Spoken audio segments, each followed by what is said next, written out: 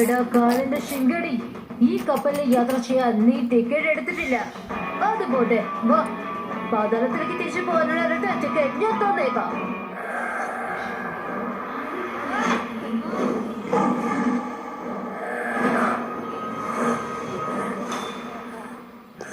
Little Singham, പ്രളയക്കല്ല് അവന്റെ കിരീടത്തിലുണ്ട്. പക്ഷെ ഒരുപാട് സമയം അത് അവിടെ ഉണ്ടാകില്ല.